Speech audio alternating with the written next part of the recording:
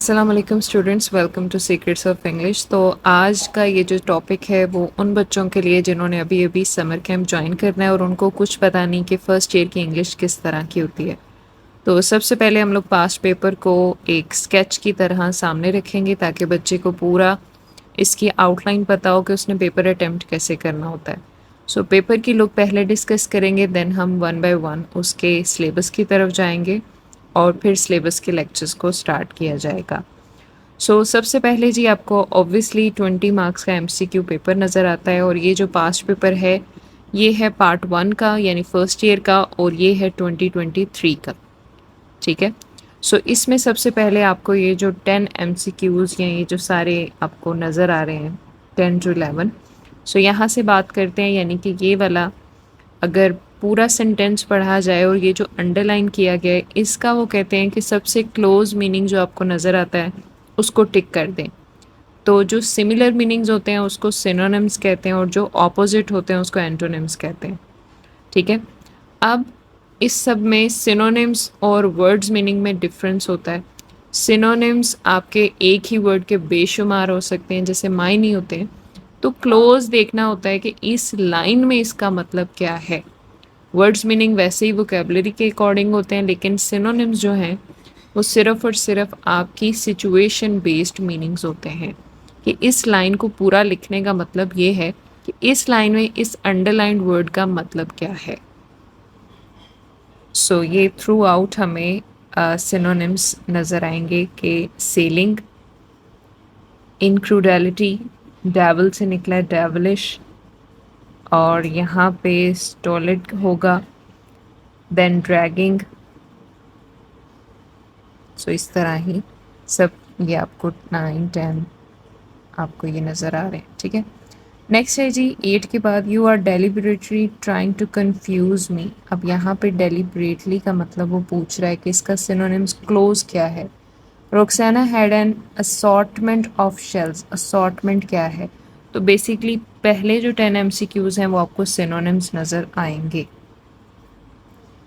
Next आगे move on करें अगर हम 11 से ऑनवर्ड, तो 11 वाला जी I have a dream is written by, ये एक चीज़ है, एक टाइटल है। अब ये शॉर्ट स्टोरी है, पोएम है, प्ले है, ये आप लोगों के लिए बाद का कंटेंट है, इसलिए आपको ये चीज़ें पूछी जाएंगी, ये वाले 5 एमसीक्यूज़ यहाँ तक। ठीक है कि ये आपकी नॉलेज चेक करेगा कि आपने पूरा सिलेबस कवर किया है या नहीं।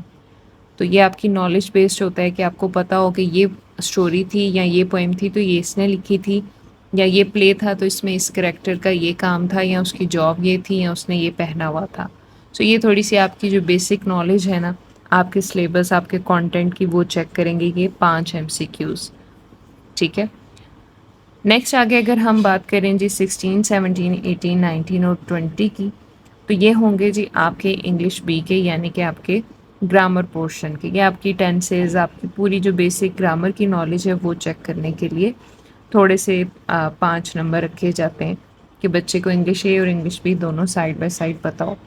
Nothing comes out of a sack but what into it. If you the dog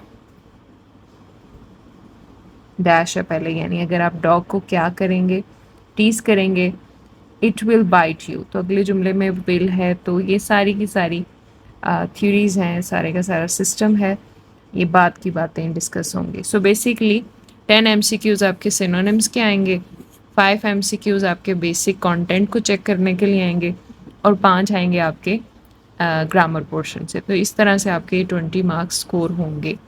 और मैं एमसीक्यूज़ बच्चों को एंड पे करवाती हूँ ताकि सबसे पहले जब वो बोर्ड में जाते हैं तो सबसे पहले उन्हें एमसीक्यू पेपर मिलता है। तो एमसीक्यू पेपर जो है वो सबसे ज़्यादा फ्रेश और सॉलिड होना चाहिए बच्चे का।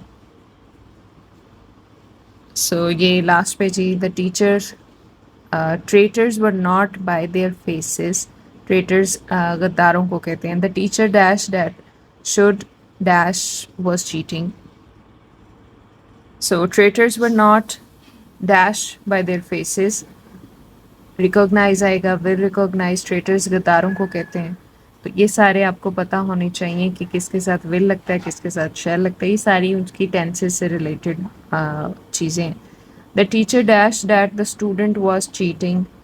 अब यहाँ पे आपने कौन सी वर्ब लगानी है वो आपको पता होना चाहिए। लास्ट है जी, he dash living in Lahore since 1980। तो सिंस लगा है, तो सिंस और फॉर का इस्तेमाल ही लास्ट वाले बिल्कुल आपके टेंसेस में होता है, तो ऑब्वियसली वहाँ पे बीन का इस्तेमाल ज़रूर होता है, यानी हैज़ बीन और हैव बीन लगता है।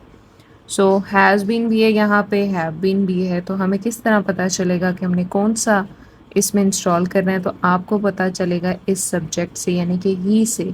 ये उनके लिए बातें हैं जिनको बेसिक नॉलेज है ग्रामर की, जो जानते हैं कुछ चीज़ें, तो वो अच्छे से इस एमसीक्यू को कैरी कर सकते हैं। जिनको बिल्कुल ग्रामर नहीं करवाया गया उनके लिए टफ है। लेकिन ही जो है वो सिंगुलर है, सब्जेक्ट है, तो ही के साथ या सिंगुलर्स के साथ हम लोग लगाते हैं हैज़, तो ये हो जाएगा he has been living in Lahore since 1980, यानी वो 1980 से लाहौर रह रहा है। सो ये है जी ट्रिक्स। 20 मार्क्स आपको अच्छे से स्कोर करने चाहिए और बहुत इजीली आपको स्कोर हो सकते हैं। और ये 20 मार्क्स आपको लास्ट में प्रिपेयर करने चाहिए, ताकि जब फ्रेशली आपको बोर्ड का कोई एग्जामिनर पेपर दे तो आप 2 मिनट के अंदर, 5 मिनट के अंदर पूरे 20 एमसीक्यू सॉल्व कर सकते हैं।